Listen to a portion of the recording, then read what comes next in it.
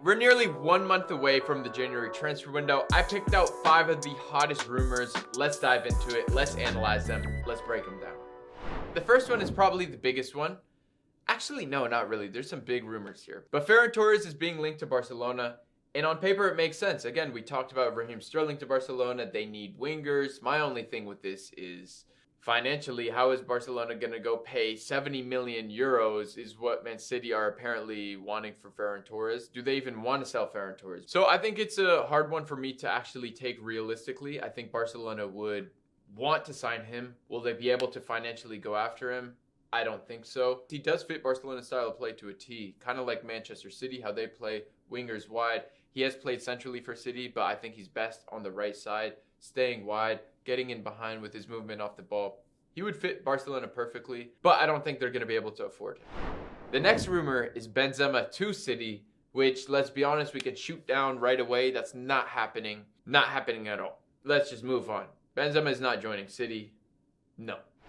Now, Boubacar Kamara is a player we were talking about in our last video when we were discussing out-of-contract players in 2022 who are able to sign for free in January. He is being linked to Bayern Munich, Barcelona, AC Milan. Personally, on the links to Bayern and Barca, those make sense in terms of a club wanting a player for free. We've seen Bayern Munich go after a lot of free agents in the past. Leon Goretzka, Lewandowski, Mario Götze, Mats Hummels, the list goes on. So I think from that perspective, it makes sense. But in terms of actually in midfield, they have Joshua Kimmich, who is such a similar profile. That link doesn't make too much sense, apart from just getting a fantastic player on a free. And the same for Barcelona. Xavi came out and said they have to get creative in the transfer market. And what does creativity means? That means you're broke. You have to go after free agents. And he's a free agent. Could be a replacement for Busquets long term. But I don't know if Boubacar Kamara is his ceiling as high as Busquets.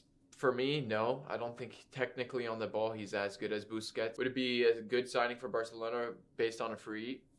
Yes, definitely. Is he a quality young player? Yes. Do I see him as a player that they would go after if they had to spend the money on him? No. Now the next player, Julian Alvarez, just won Argentina's first division with River Plate. He had 22 goals and 14 assists in all competitions this year. And he's definitely going to be off to Europe because the Argentinian league just finished. Copa Libertadores just finished. The leagues in South America, or at least the Argentinian league, is finished. It's a perfect timing for him in River Plate to sell him, get a replacement in. So he's probably going to move this winter. And a lot of clubs are after him. I saw him linked to Aston Villa. I saw him linked to Barcelona. I saw him linked to Juve. I saw him linked to Inter. I saw him linked literally everywhere. One rumor that I think I like the best one out of those is Inter. Just because the Lautaro Martinez comparison going to Serie A is a good league. I think the Premier League might be a little too physical for him at the moment. I think the Serie A is a good place for him to transition. Or La Liga. I think both those leagues are good transitional pieces. We've seen a lot of strikers go from South America to Serie A and to Inter. They have Correa, they have Lautaro Martinez, two Argentinian boys. If Lautaro leaves Inter, it makes a lot more sense. It's like a very similar player, a very similar replacement, a like-for-like replacement. Now the last transfer rumor, another striker, Aleksandar Mitrović of Fulham, being linked to Juve by Tutto Sport. He has 21 goals in 18 championship matches this year. Fulham are top of the table. He is, in my opinion, a pretty top striker. Not the best striker in the world. He's a goal scorer.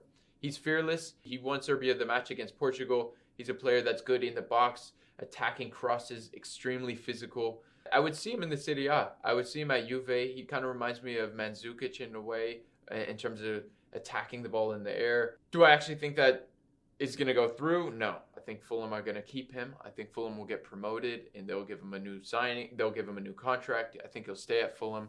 But it just goes to show that he is a quality striker. I even said on a TikTok he's a top striker and people were giving me shit. But it's mainly people who don't pay attention to the championship and see the amount of goals he's scoring because the championship is a hard, physical league. I think he'll be in the Premier League next year. If not with Fulham, he'll get signed to a different Premier League club because he's fit for England. He's perfect for English football. I think he'll stay in England. That's been FTBL Transfer Talk. I'm your boy Kid Pesh. Like, subscribe, and leave a comment down below what you think of Ferran Torres. Do you think he'll leave to Barcelona? Do you think he'll stay at City? Is there another club you think he'd fit? Let me know. I'll catch you in the next episode. Peace.